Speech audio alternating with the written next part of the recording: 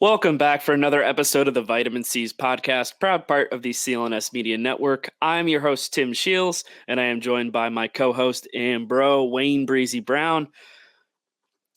Today was going to probably be a little bit better if we, had some hashed out plans of talking about the next series and all that jazz, but instead we have to sit here and talk about a Game 5 collapse, for lack of a better term.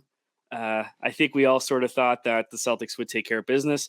And until probably the last 6 minutes, I think everyone thought that they would. Had about a 10-point lead around 6 minutes, I think.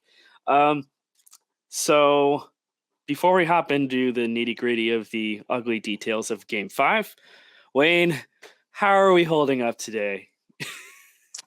Today I was doing my best rendition of staying away from NBA and just focusing on the NFL draft that's coming up, because everything that I would spew out of my mouth would be somewhat defensive of the Celtics, but then I would be going ham right now because I watched the team implode, and it was one of those classic scenarios that we've talked about all season since we started doing the vitamin C's together, how they play down to their competition. And I'm not going to discredit what the Atlanta Hawks were doing to Jason Tatum. They kind of were disrupting him and not allowing him to get into any type of a groove whatsoever.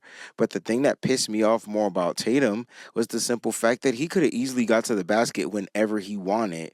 And he's been doing it all season, all series, and they have not been able to stop it. And the moment we do that, the moment we attack, it just changes the game plan. Now, I will say that the Atlanta Hawks came out. They were playing with house money. They were playing with nothing to lose. They were ready to go home. And they were taking some ridiculous shots, bro. I mean, they were the last shot of the game. I mean, people are That's Trae. Listen, but people are getting upset on Jaylen Brown on the defense on that play, and I'm like, no, they slacked off, and then Marcus Smart was too late to help too. How do you defend that? He took the shot from 95,450 feet from the rim. It was just, hey, in his defense, it was like a half a foot away from the logo. So it's that's what I'm saying. It was a far three. And you know what this is what's so funny, Tim. I was going to tweet this. I promise. I had it queued up because we had took the 1-point lead, and I said I was going to tweet, if we lose this game because of a Trae Young 3, I'm okay, because I know it's going to happen. And it freaking happened, bro.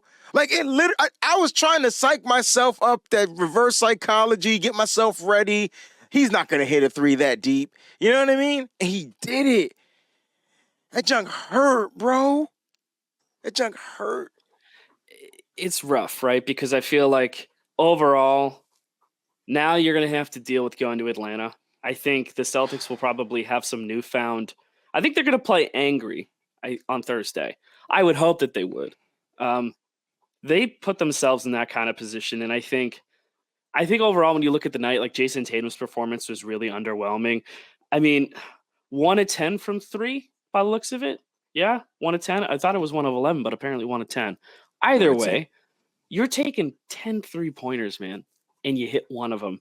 And he was 2 of 2 from the line. So he was not attacking the basket. I don't know if this was just not wanting to be aggressive and assert your dominance in a game like this, or he felt like that he didn't need to, or they could go into cruise control. But they had, a subpar performance from 3-point range, 12 of 38. Meanwhile, the Hawks went 19 of 41. So that looks more like a Celtics stat line of, 40 plus 3-pointers.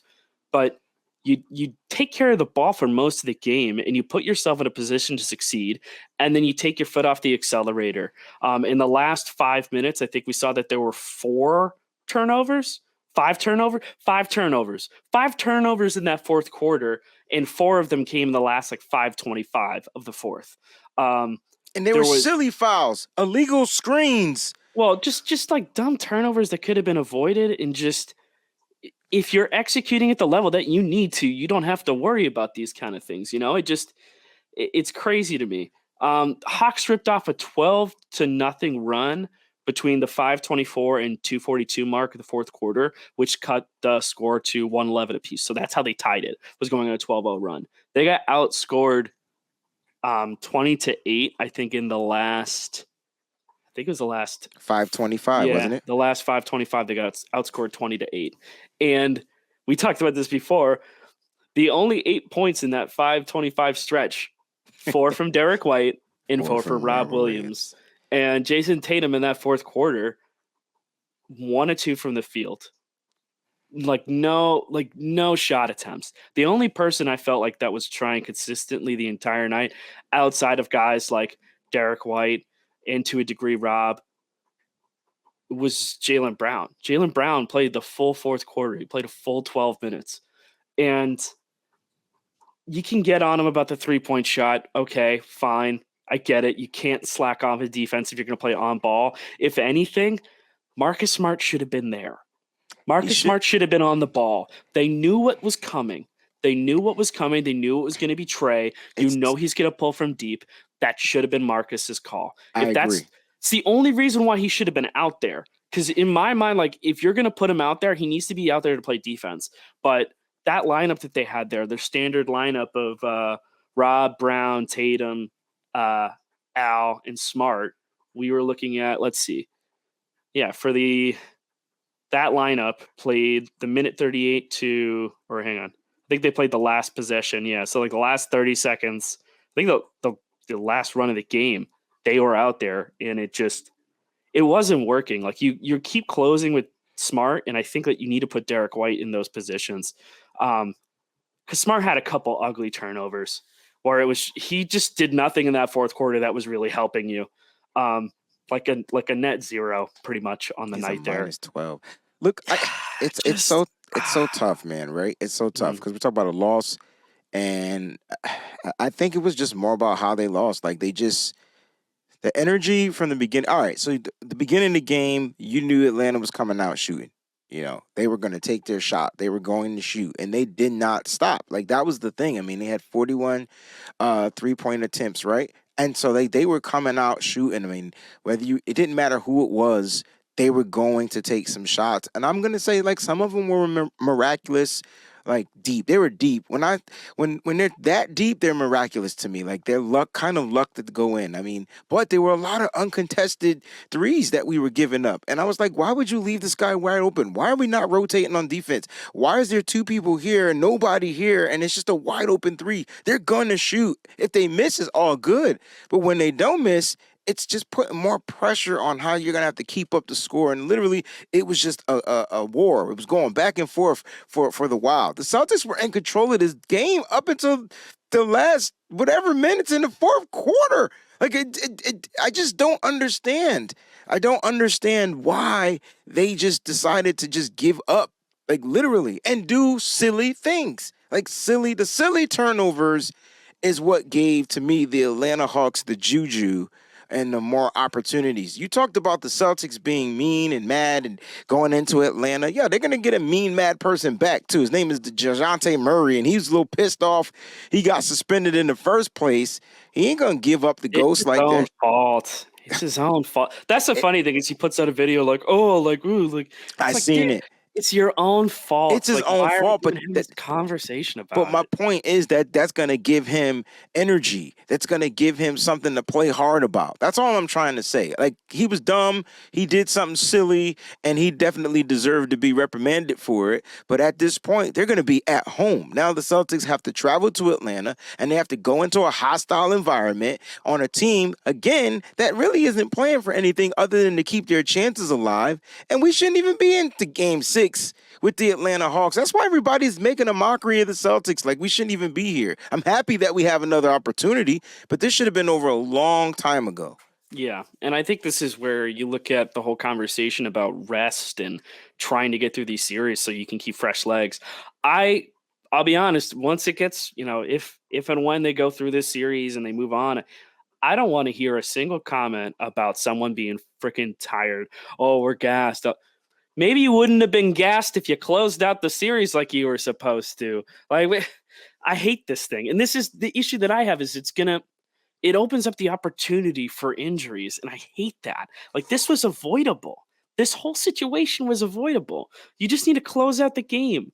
But this should not come as a surprise that they blew that. It shouldn't, It because this shouldn't. is something that they've done in the past, and they continue to make the same mistake over and over and over again. Bingo. I don't know why Blake Griffin got minutes over Grant Grant Williams. Williams. That was dumb. Like, there's just certain things that I'm like, they keep happening, and I'm like, are we changing anything? Like, what are we doing here, man? I told you why I didn't want to see certain teams. And I told you that the main reason why I like the Miami Heat is because of experienced coaching.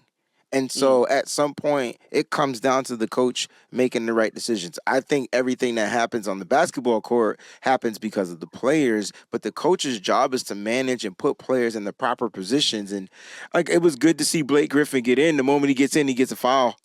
And then it's just like they're shooting free throws or something. Like, it was just such a weird vibe, and it just seemed like the Celtics weren't playing to win. They were playing not to lose, and they end up losing. Yeah. And that's what happens when you play like passive. And I think that's the one way that I would describe it, is that it was passive. And for the guy who continually talks about coming into a game with the right energy and wanting to start off right, and, oh, I didn't come in with the right energy and X, Y, and Z, Jason Tatum played an incredibly passive game. Like, an incredibly passive game. Like, you look at him and Brown, and between those two, like, who was bringing the effort, who cared, who wanted to close it out. It's night and day, and it's frustrating because if Tatum is at least like 50% more aggressive in getting to the basket, or at least trying to, the free throw differential is going to be different. Like, they need to attack the paint. That's like, you need to be able to do that. And the 3-point shooting needs to be there too, in order to soften up the Hawks' interior defense. But I don't want a game where Jason Tatum is taking 10 threes. I'd rather have those threes dispersed amongst everybody else so he can go ahead and work in the paint, because who's going to get a foul call? Who's going to get a foul call in that situation? I know Jason Tatum doesn't get a favorable whistle, but compared to some of the other guys in the Celtics, it's far more likely that Tatum's going to get those calls if he goes through, initiates the contact, and plays through it. He needs to be aggressive. And I don't know if it's just being tired or being sore or something like that, but like, man, you need to step up in these moments. And it can't always, and they talk about this too, where it's like, you get the praise. You get the praise when things go right, and you have to take your share of the blame pie when things go wrong. Absolutely. This is one of those situations. You can't be passive in a game where you need to close it out. Now the 76ers got even more time to get Joel Embiid healthy. Mind you, I don't think it matters how much time he's going to get off. I still think he's going to be rough around the edges, to say the least. But he is. And we might not even play them, Tim. Like, the way the series and stuff is working itself out. Yeah. I mean, like, my point is, win the damn games that you're supposed to win. Like at the end of the day, like, take care of the Hawks and deal with worry the about next the 76ers opponent. down the line. Yeah, whoever it is, like, right? What the Celtics will do, though, is have home court advantage if the Bucks lose. So they would get that. Yeah, and that's the good thing looking at that series. And I think the one frustrating thing is, you look at the other playoff series going on right now, all of them have wrapped up. All of them were like either sweeps, like the Nets series was a 4-0 sweep by the 76ers, and then everything else has been 4-1. Clippers got closed out last night against the Suns. Then you also had Nuggets closed out Timberwolves, so that series is over. And then what else? You've got one other series besides that. I feel like I'm forgetting something. You got you said the Bucks in the Heat, and you got Bucks, the Knicks Heat. And the Cavs. Yep, and they have a chance. Heck, I mean, by the time this pod comes out, we'll know whether or not those series are going to wrap up. and that's the thing too, is like, that's why I'm thinking, I'm like, what series are still have to go on? I'm like, you've got Cavs, Knicks playing tonight, where Cavs are on the ropes. You've got Lakers are up on the Grizzlies 3-1. Yeah. So that game 5 happens. By the time this episode releases tomorrow, we'll have an answer on that series too. And that, again, this is an example of these injuries. The one thing I will say is, compared to all these other series that are going on, the Celtics-Hawks series is probably the most balanced because both teams are healthy. None of these other playoff games, outside of even the 76ers to a degree, but I mean, I almost don't count that because the Nets are so I think honestly, in my opinion, I don't think the Nets should have been in the playoffs. If it weren't for Yeah, the fact that the KD Kyrie, like when they were like really, really running things and they were right behind the Celtics, like they had that crazy burst and they were like right there and then they blew everything up. If it weren't for that, I don't think they would have been in the playoff picture at all. I think they would have slipped out. yeah, they would have slipped out. I mean, like you had plenty of other teams that were definitely looking to rise. I mean, Toronto could have took that spot. I mean, there's just so many different Yeah. teams, that probably Chicago. Like there were just different teams that I felt like could have been in the playoffs over the Nets, and giving it just like a little bit better, TV time for us to watch some good basketball. But with the 76ers, the Nets just weren't matched up for that particular series. They wouldn't have been matched up pretty much for anyone. They were young, and they probably would have ran with the Celtics because we struggle with speed and youth and things like that. But this is why I always say you need one of those just good, damn solid bigs that can just do some things. And that's the effect of Joel Embiid. But like you said, look, the Celtics just have to figure out a way to take care of business on the road. And they have to get this win. I don't want this to go to 7 games. If they do lose, though, Tim, they do have one more opportunity, which I'm not saying that they will, but if that happens, they will have another opportunity to close this out at home for the fans. And so it's just unfortunate that they couldn't get it done last night. They had it. Like they were losing at the end of the first by 1 point, and then they took over and they just couldn't build a big enough lead, for a team to make like a little comeback. And we should have known that the Atlanta Hawks were just going to come out shooting because they ended game 4 shooting. Like they just, we were up by like 13, 14, and they just hit a few threes from far away, from a land far away, and they just were hitting threes. So You just got to bury them. You just can't gotta take your bury foot 'em. off the accelerator. There it is. I'll say this. I think when we talked about the first round series going into the playoffs, when we didn't know who it was going to be, talked about whether or not like a good test for this team would be going into a harder, more arduous matchup in the first round. So going against a team like Miami, who would be able to push the Celtics buttons and kind of test this team's mettle and sort of warm them up for what the rest of the playoffs are. The Hawks might have done that for them because you look at the way that this series is unfolded and some of the ways that this team has lost games. It's come down to doing the things that they have consistently been inconsistent on. So rebounding, playing with energy, playing with pace, taking your foot off the accelerator, slowing down the offense late in games. Jason Tatum chucking too many threes, not being physical enough and getting into the paint to score. Watching for dumb turnovers between Smart and to a degree Brown, but mainly Smart because he's a primary ball handler on this team. And then some of that stuff is also on Joe too. Where the hell is Grant Williams? Where's Grant? We talked What about did he this. do? What did he do? We talked about this a couple of episodes, and they gave us a Grant sighting, and he played relatively well. And it was a loss, but he played well, and then he just disappeared. And I'm like, buddy, like you can put him out there. He's dependable. I hope that they unleash him in Game 6, and I hope he lights it up. I'd love nothing more than that. And have like what 10 threes? There go your 10 threes right there from the corner. He'll have 30 points. And that's the thing. Like I don't know what was going on in Tatum's head. I don't know if he was just trying to get hot or what, but it was just like Tatum, they're not falling, and it's okay. It was lazy. It was a lazy game for him from that. Really? That's what you got from it? If you're taking 10 threes, that means you don't want to do anything else. Well, and you have to look at a bunch of them too. How many of them, they weren't like threes that came naturally, right? They were threes that like he stepped into where it's like, just pull-ups. Yeah. And a lot of them were pull-ups. And it's like, you're not letting the offense get set. You're not trying to run through any kind of actions. You're not trying to open up any space. You're just pulling up and shooting. And you know what? When those go in, it's great. It's awesome. It's electric. And that guy's hot that night and you're going to keep feeding him. But after how many misses do you say, maybe I should stop chucking? I mean, it's frustrating. Him being young, though, is the reason why, to me, mentally, it didn't snap and him say, this is where those veterans come in, and it probably would have been smart if a guy like Al Horford or even a Marcus Smart would have just said, "Hey man, listen, it ain't falling. We could get them inside." Like that's where your leaders, that's where your veterans need to come in. I'm not saying Tatum's not a leader. He's still young. He's still one of the youngest kids on the team. And Yeah. so, and he knows he's a superstar, and everybody in the world knows he's a superstar. And so he's looking to perform like a superstar each and every night. And the 3-point shot is part of his game. I'm not mad that he shoots threes.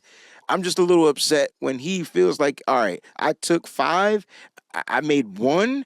Let me just chill out. Let me become an elite passer. Let me make the play. Let me get, like you said, let me figure it out a different way how to get involved. And he just didn't want to. I don't know if he was saving Well, energy or to whatever. to his credit, he did have 8 assists on the night, so he was trying to find other ways to impact the game. But I But he mean, he still shot. was taking away from the impact. He could have Yeah, had 16 assists, right?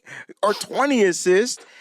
Listen, let me just go around down the lineup and just tell you how many shooters we have. All right, Jaylen Brown's going to take his threes. Al Horford can shoot. Derek White can shoot. Marcus Smart can hit occasionally threes. Malcolm Brogdon can hit threes. Sam Hauser, if you're going to give him 13 minutes, he can hit threes. All he right, he went went two of 3 for four. 5. Yeah, and he went 2 for 4. That's what I'm saying. So let those guys.